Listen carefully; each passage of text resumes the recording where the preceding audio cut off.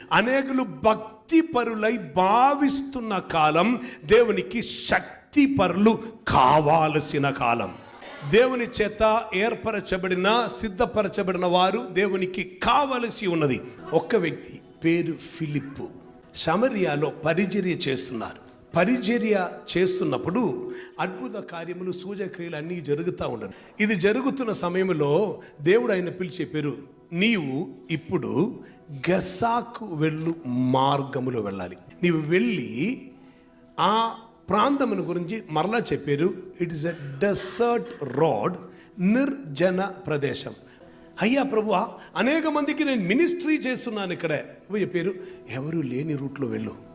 అలా వెళ్ళమని చెప్తున్నప్పుడు వెళ్ళటానికి ఒక శక్తి కావాలి. ఊహకి అందని ఒక కార్యం, ఎవరు లేని రూట్. బట్ నీ వెళ్ళు. ఆయన వెళుతున్న ఆ రూట్లో మాత్రం వస్తున్న ఒక రథం. అనేక రథములు లేరు, ఒక్క రథం.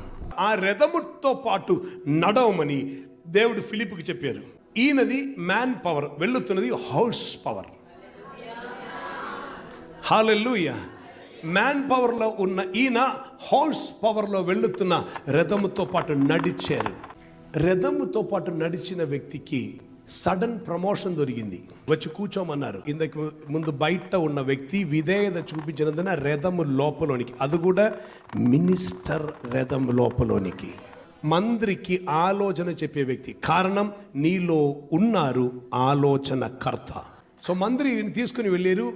ఈయన చెప్తున్నారు, నీ విన్నారు, స్వీకరించారు, నమ్మారు.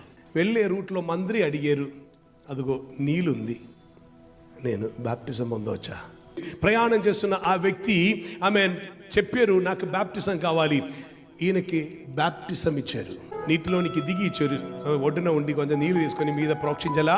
అలా కాదు, ఇద్దరు దిగారు. ఆయన బాప్టిజం ఇచ్చారు, మునిగారు. యేసుక్రీస్తులోనికి బాప్టిజం ఇచ్చారు. ఆయన మరణములోనికి బాప్టిజం ఇచ్చారు. ఆయన సమాధిలోనికి బాప్టిజం ఇచ్చారు. మనం అడుగు వాటన్నిటి కంటను, ఊహించు వాటన్నిటి కంటను అత్యధికముగా చేయ శక్తిగల దేవునికి క్రీస్తు యేసు మూలముగా సంఘములో తరతరములు సదాకాలము మహిమ కలుగునుగాక.